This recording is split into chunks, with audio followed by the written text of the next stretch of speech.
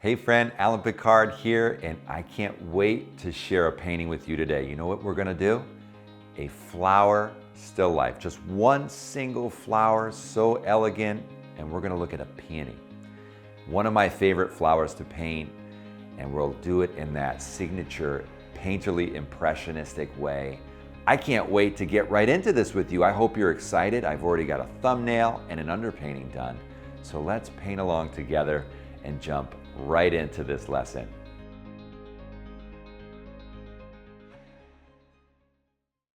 Okay, I'm telling you, I'm really excited to paint this scene, and here's why. I've got my thumbnail sketch all worked out, so I know my darks, my middles, and my lights, and most importantly, I understand my composition. We're gonna do a square composition today for this single peony in a ball jar, and I'm just super excited about the layout. It gets me excited to paint and clear. Also, this whole thumbnail is done in hard pastels, all shades of gray, black to white and gray tones, just so I can really understand that value spectrum. And then I used this salmon pink soft pastel for my underpainting. I thought with all this gray, you'll see from the reference of the peony that it's a gray background and a gray cloth table. Even the flower is white with just some tints of pink, so lots of neutrality. I thought it would be exciting to put a little color underneath, and I shared that with you. And then my palette is right here. I've got some neutral grays and some violet grays and some pinkish tints and tones, as well as some shades down at the bottom, and then some earthy greens from my leaves and wherever else they might jump in. Who knows? We might get a little crazy and jump into the palette over here, but this is the basic palette to get us started. Now, if you're not sure what pastels to use when you're working, I have a great resource for you. I did a video, what pastels should I use? And it's perfect for you if you're asking yourself that question. So link is in the description below for that video. I hope it's helpful. It has an amazing downloadable PDF cheat sheet of all kinds of amazing pastels. But let's get right into it. I'm gonna sketch today on top of my underpainting in vine charcoal. It's a very soft, forgiving vine, and I just think it's gonna be a good move with all those petals to start with something nice and loose, okay? So I'm gonna just jump right in and start my sketch. Okay, so I've got my thumbnail all laid out here to give me an indication of how to place my shapes. So essentially what's interesting about this composition is the flower exists in the upper right quadrant. It's really not on the left, it's not on the bottom. It's kind of, if we separated this into kind of halves or quarters, yep, a vertical and a horizontal half would make quarters, wouldn't it? And then I'll just find that this peony exists on this upper quadrant. It's way up here in the corner, which seems a little crazy, but it works out for the composition because there's enough elements counterweighting each other that it has a really nice feel. And this peony is much like a sphere. However, the petals all kind of fold open, right, in a flower. So we've actually got a sphere that's a little bit flat on the top with the petals folding open. So the first thing we want to capture is that big shape. The big clusters is what we're after. And then we're going to look for that pattern of light and shadow on the peony. So I'm going to separate the light side from the shadow side here, maybe a little understanding of where that top shape is. And I'll place it in the jar. Now that jar comes down about this far, right about here on my composition. And the interesting thing about this ball jar is really it's an exercise in lost and found edges, because we don't see all the outer edges of the jar all the time. We really don't. I'm not probably totally correct yet in my size of this jar, so I'm going to have to be making some adjustments to make sure I'm in the right camp. I think I'm going to pull this a little further open. One of the things I love about vine charcoal, it is so forgiving. So as you're making those little adjustments early in your sketch, it will let you be flexible. and make changes, and it kind of rubs away pretty easily.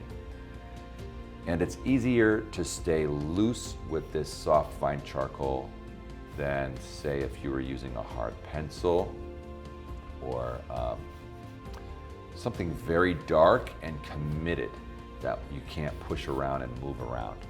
I'm finding that cast shadow from the jar right now.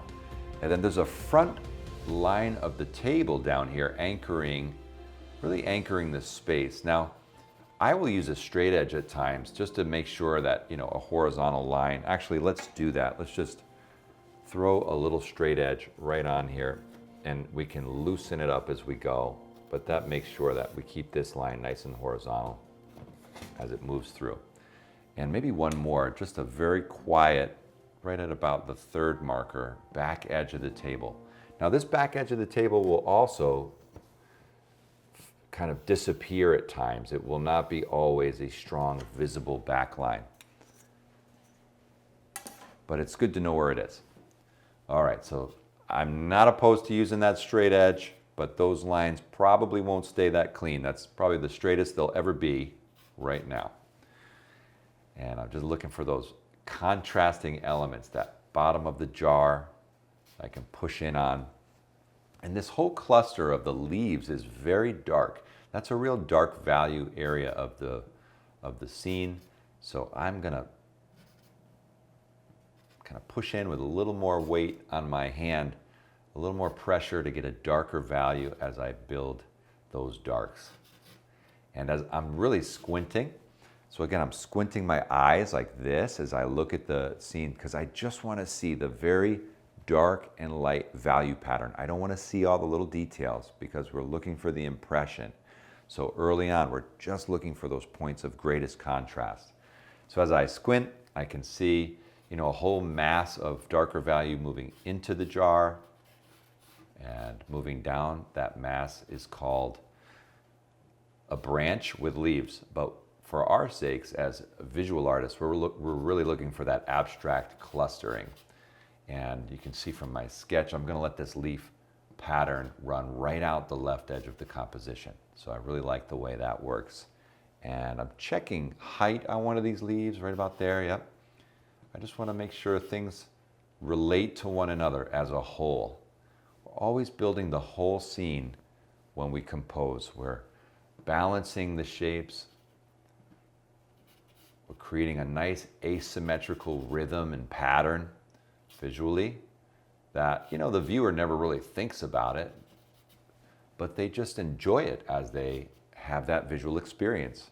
We do the heavy lifting for them, right? We figure out the asymmetry and the pattern of value and the movement of the eye through the scene so that the viewer can just enjoy themselves and have a really wonderful visual experience with our painting. So what I'm going to do now is move around the edge of this peony, kind of begin to carve out with a little bit more specificity what's happening with these petals. I always say the outside shape of your subject is so critical. Outside shape and the division of light and shadow are foremost in creating a realistic image. And we're going for realism. Just because we're going to be expressive and painterly doesn't mean we don't want it to look true and look real. So I'm squinting down and looking at the angles around this peony, how it relates left to right in the scene. It's falling into shadow over here on the far right, which is really beautiful. There's a wonderful play between light and shadow in this scene because the image is side lit. The light is coming from the left and it's striking the side of the flower and the side of the jar. And that's how we get our pattern of light in the scene. And that's also indicated by that cast shadow that's moving on the ground to the right out of the scene. And that's telling the viewer more about the movement and play of the light.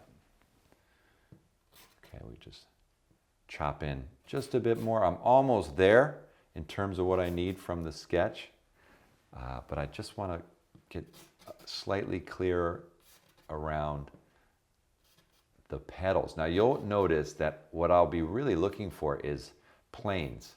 So while there's lots of little tiny petals, lots of little petal upon petal upon petal, we can't get into all that, friends. We can't paint every petal. That's just not efficient. We can't do that. But we can paint the plane, the sense of the whole, the plane. The light's going to strike the side of that flower, and lots of petals will receive the light on that side. But as they turn away from the light, then we'll get that shadow side opposing the light, okay? So we're just going to build that suggestion here, and we're going to get nice and painterly with soft pastel as we move further in this, once we know where things are. Now, the other nice thing about the vine charcoal, and I've used this vine because I've already underpainting. If I were going to add an underpainting, I wouldn't use vine because it would add this dirty gray into my underpainting. But because I washed underneath this, we're good. So I can have fun and use this nice sketchy medium. And we're just about there. I'm really close in terms of what I need from this. Just looking a little bit more, and I'm going to move into some massing in with darks and then middles and then lights from here.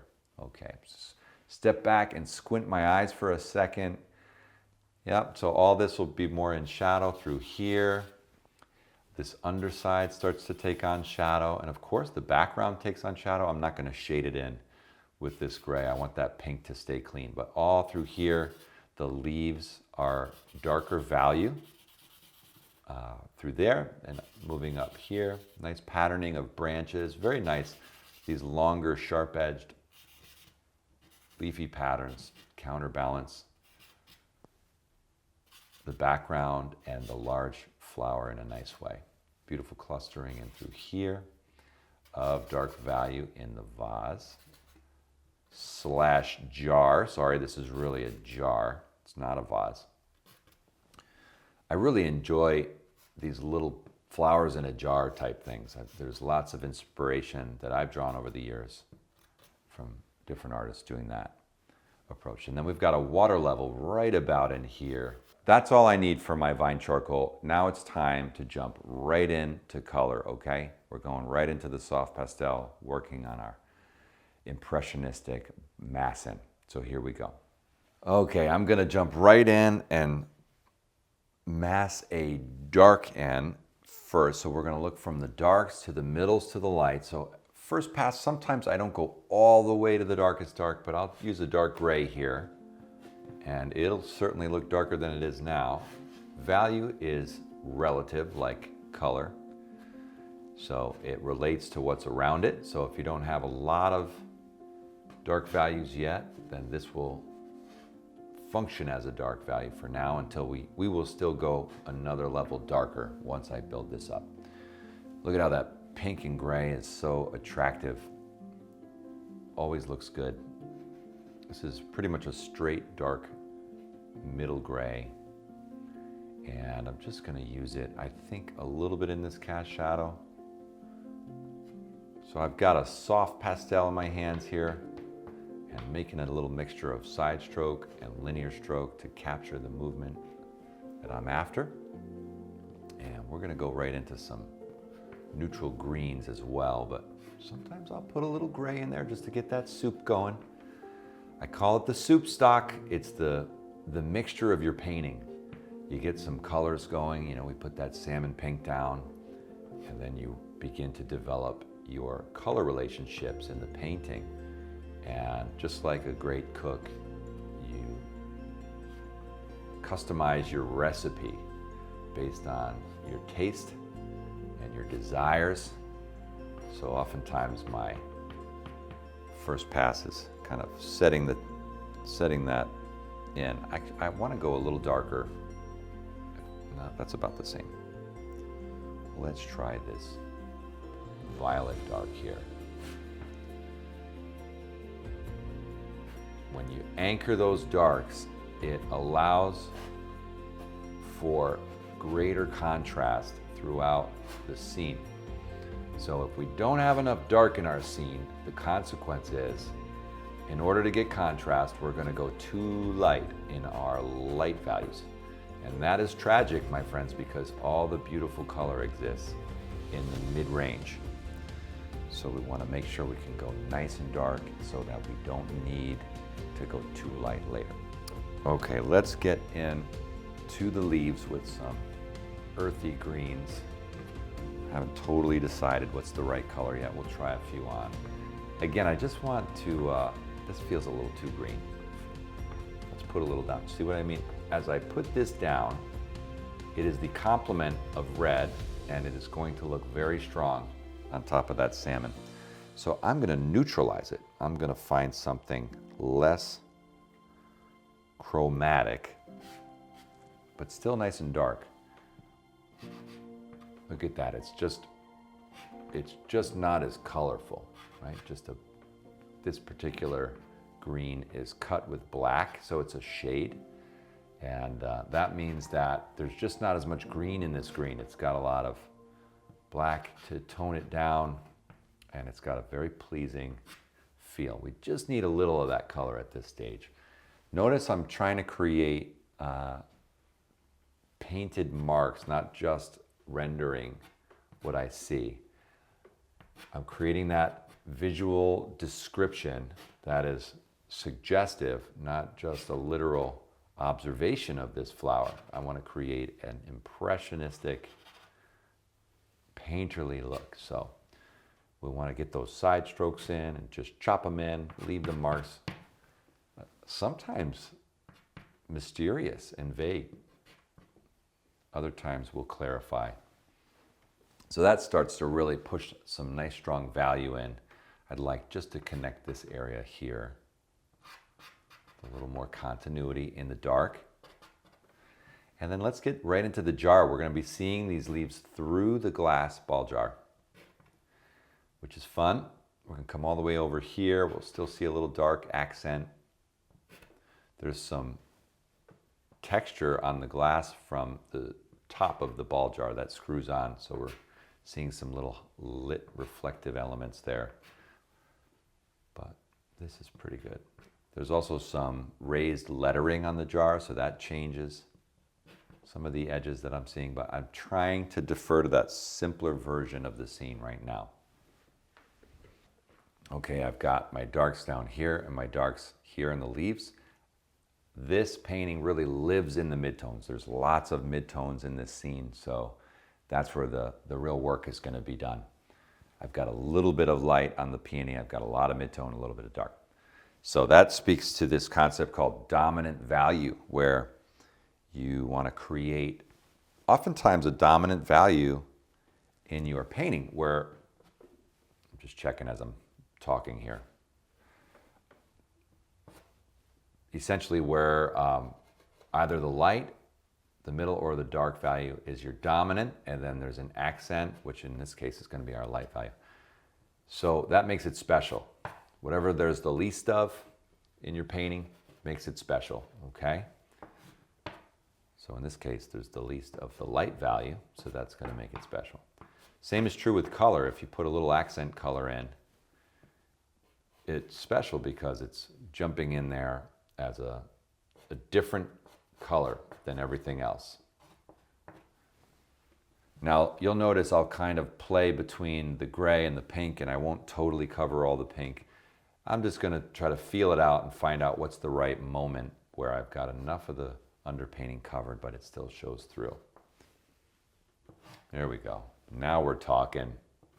That's what I needed. This is a nice soft pastel, and I'll tell you a story about it. This pastel hails from Croatia, where this wonderful gentleman, Gordon Besson, who creates beautiful, very soft pastels, shared some of his beautiful pastel grays with me, and that is what I'm using now. It feels a lot like a Great American or the Art Spectrum Extra Soft Pastel, which is also a square format and wonderful.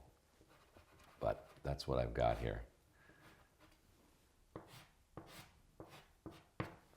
So now we've got that mid-tone gray coming through, and we can use this underpainting to crackle through and create some stimulus so it just doesn't look drab and gray, right? It could be, imagine if we just used the gray first, we wouldn't have any of that color. I'm negative shape painting. I'm going around this dark mass and I'm identifying the negative shapes that surround the leaf pattern.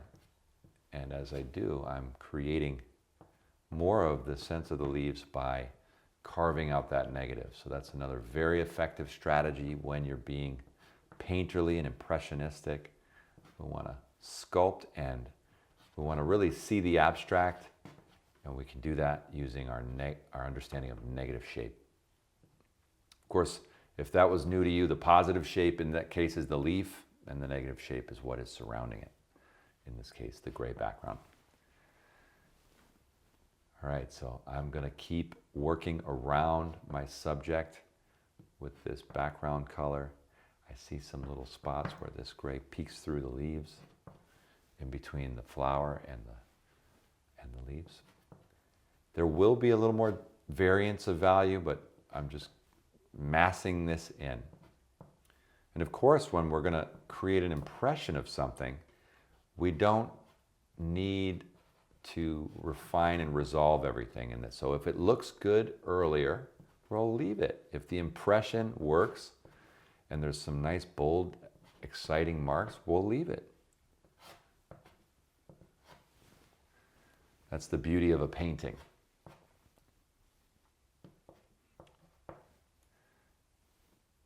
So I'm coming around what is now a little more confusing because this side is also in shadow on the peony. So we have the fusion of values taking place between the shadow side flower and the background.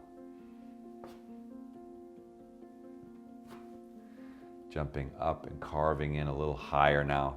I can see why I was making all those mistakes with the jar, because I made my flower humongous at first. I always like to say, you know, when we paint as artists, we're looking for our mistakes, the variations between our observation and our painting, and we fix them as soon as we see them. The whole process of developing a painting is about adjusting toward a more accurate value, a more accurate color, a more accurate shape until you're happy. But what is happening here, we're starting to see this fantastic graphic image emerge on this sanded board.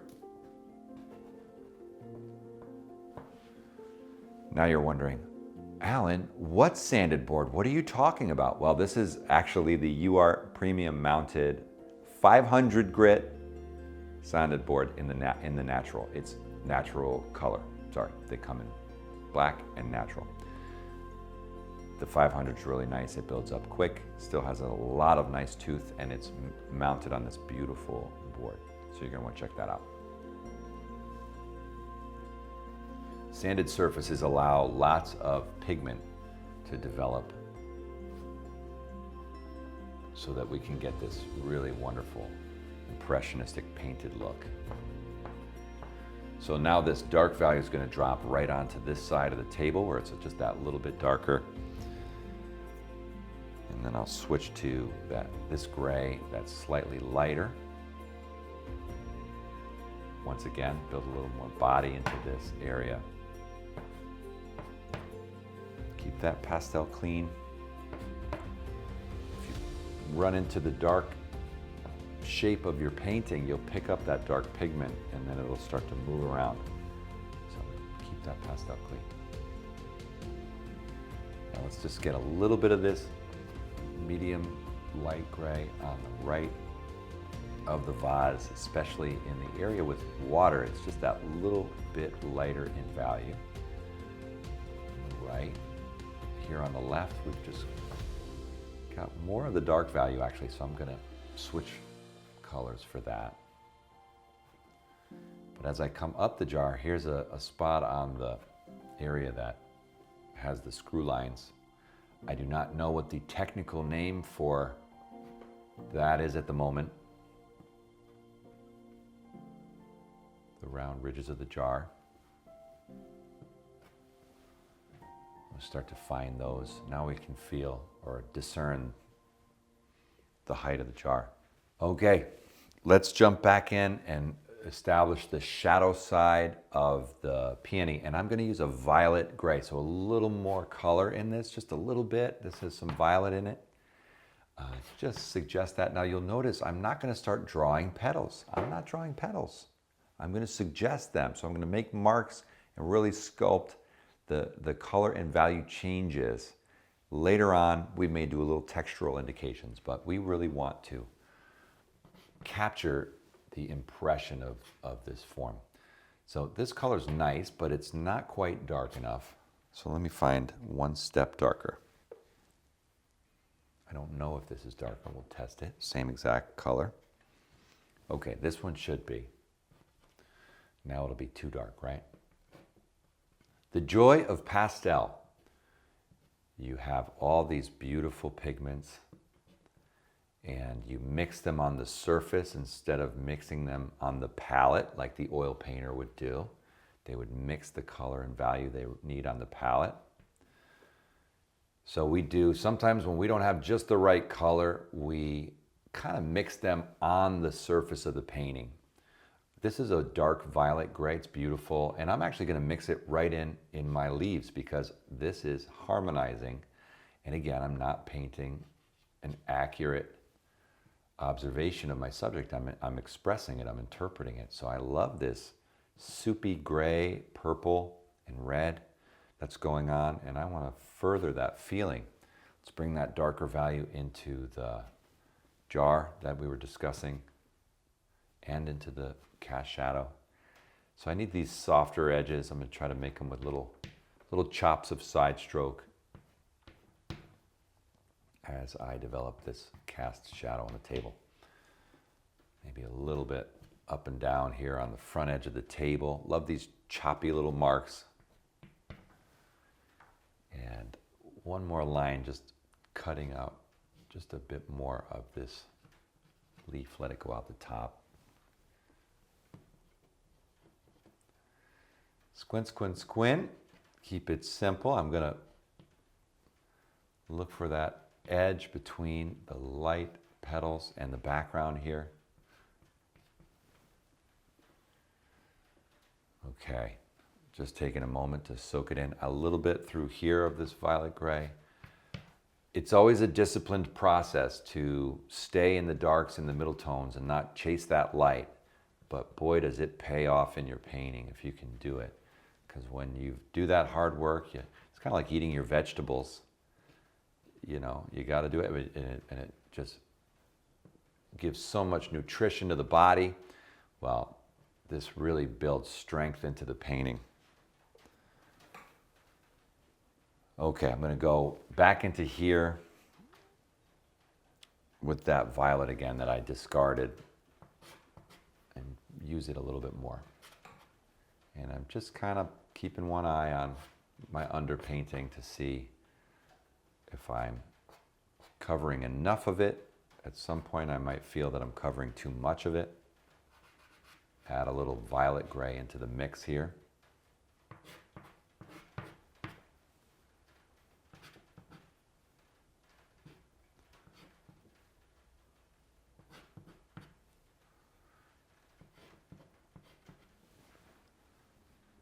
A little bit through the middle of this jar. Let's build a little more value into this jar.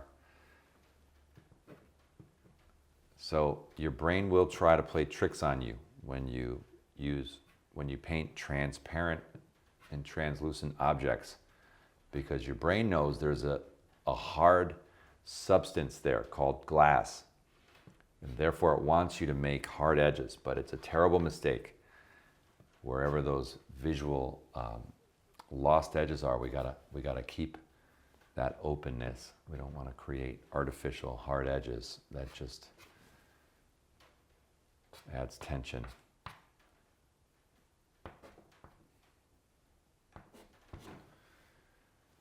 So we just keep building that wonderful gray soup stock of this painting. Those mid-tones.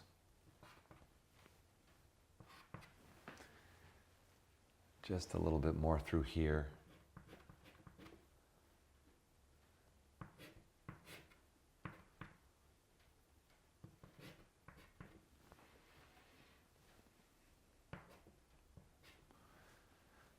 Okay. All right, I'm gonna step back, take a look, and then assess my light values. Okay, we've got some darks and some middle tones, and we are looking for the light. So let's jump in with a middle light and light value. This would be still not the lightest light, but certainly gonna be the lightest value in the painting right now. And it will cause that lit side of this flower to jump out at us. And you'll notice I'll start to do a bit of sculpting, and I'm working with the shape of the large cluster of the flower itself, but also with the kind of movement of each of the petals. I'm indicating the texture now of these petals as I put more value in, which is giving us an understanding of some of the surface effects of the flower while maintaining painterly. So I'm not going to get my little tiny pencil out and draw this with the hard pastel and then fill it in. I really want to make a suggestion and create an impression. Let's just flip over to something a bit pinker. I've got some pinkish lights, some bluish gray lights, and some yellowish lights. And I suspect they'll all work together to give us what we need.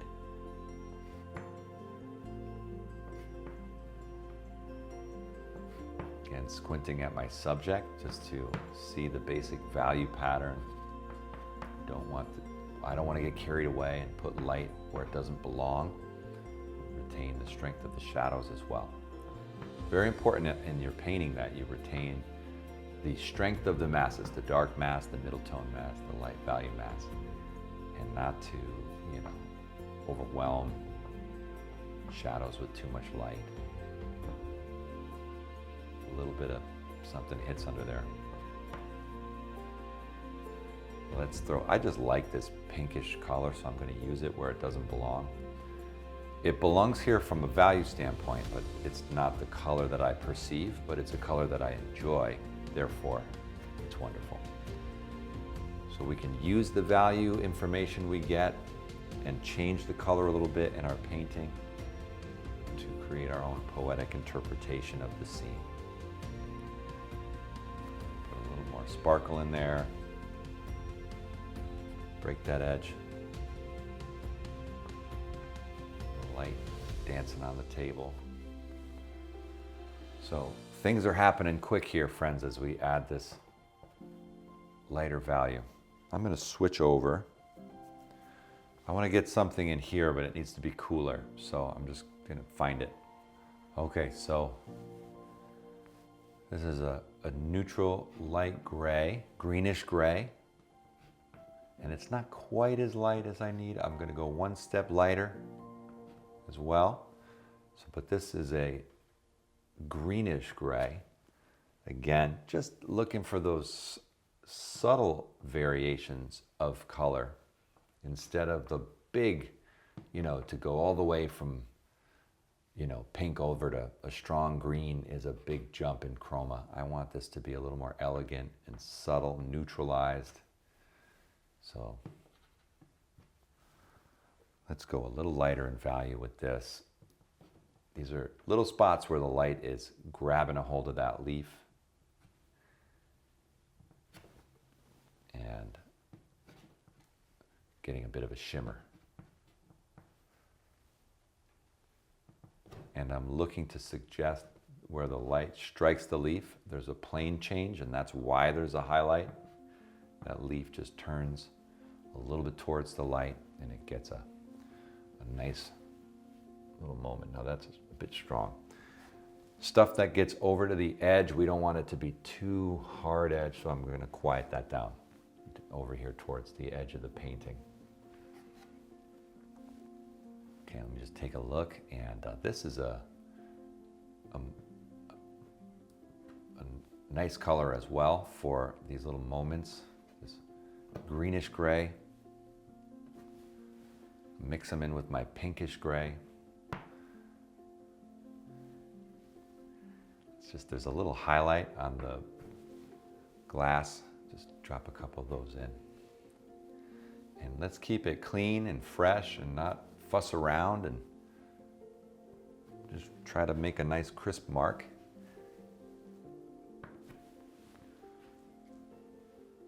Maybe a little bit of this greenish gray into the flower as well.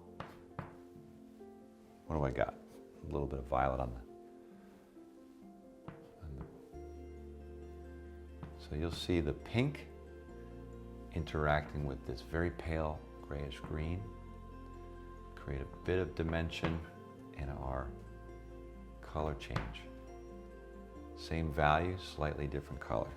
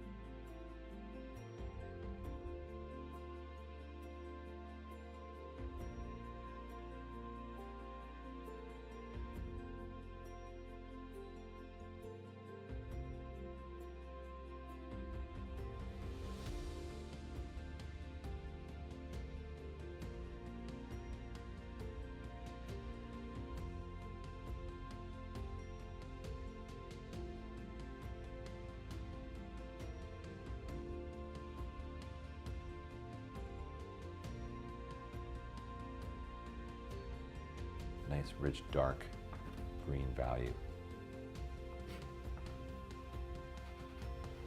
I think I need a darker green. Okay, I'm going to navy in here. My green family did not have enough dark value, so I went in with a nice, rich, dark blue, a shade of blue. Just throw a little bit of that in there.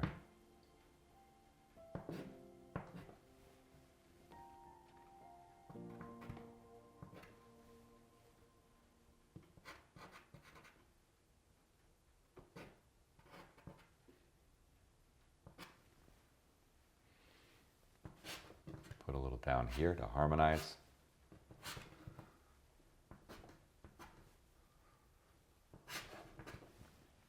Right in here we need a bit of magenta. Is that the color?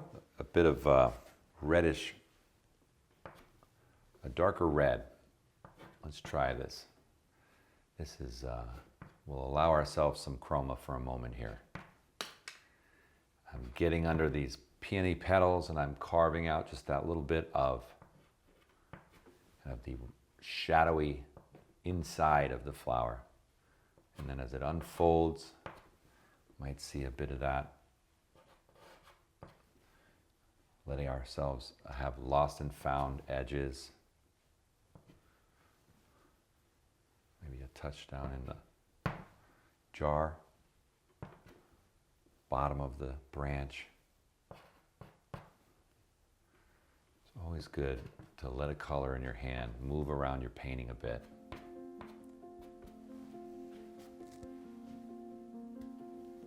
I got white down here where it didn't belong. Okay, that's enough of that.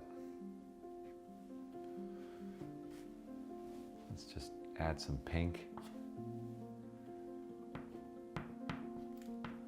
This is on the light value side of the flower, adding a bit of pink.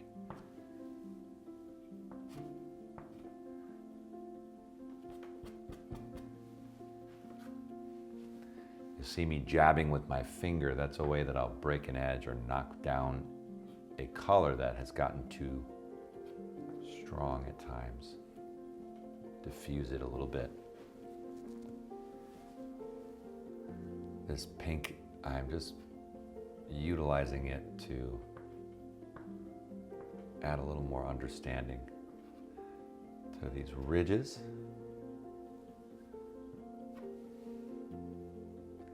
I keep squinting my eyes to see where the value changes, where the edges diffuse and kind of just dissolve into each other.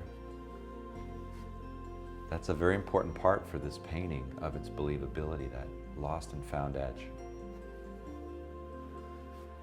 Breaking my own rules, I'm not cleaning my sticks enough. Put a little pink down here on the foreground.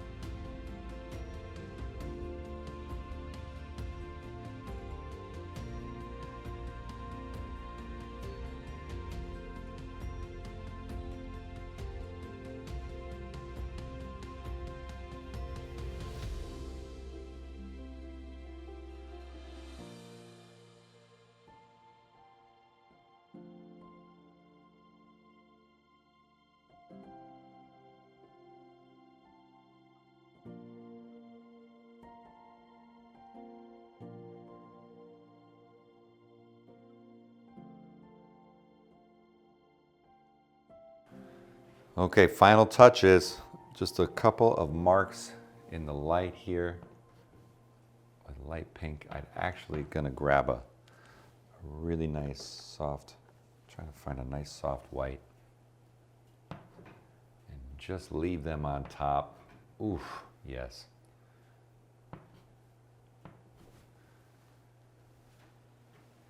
One little sparkle.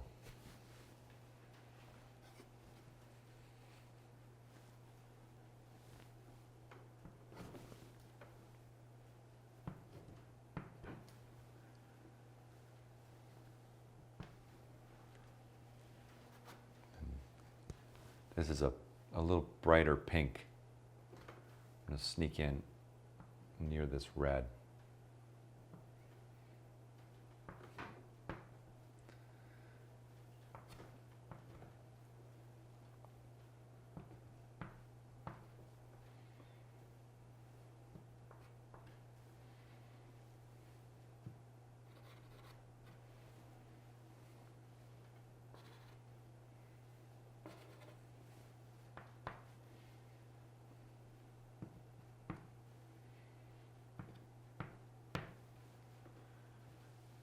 Well, I like it. Well, I just had so much fun creating this single flower, and I hope you enjoyed watching. If you did, subscribe to this channel so I can continue to bring you exciting, informative videos just like this. But now it's your turn. It's your turn to get out into the studio to paint your own single flower in a jar or in a vase, and be suggestive and have fun with color. And remember, this is a painting, so make it your own. All right? Enjoy and take care.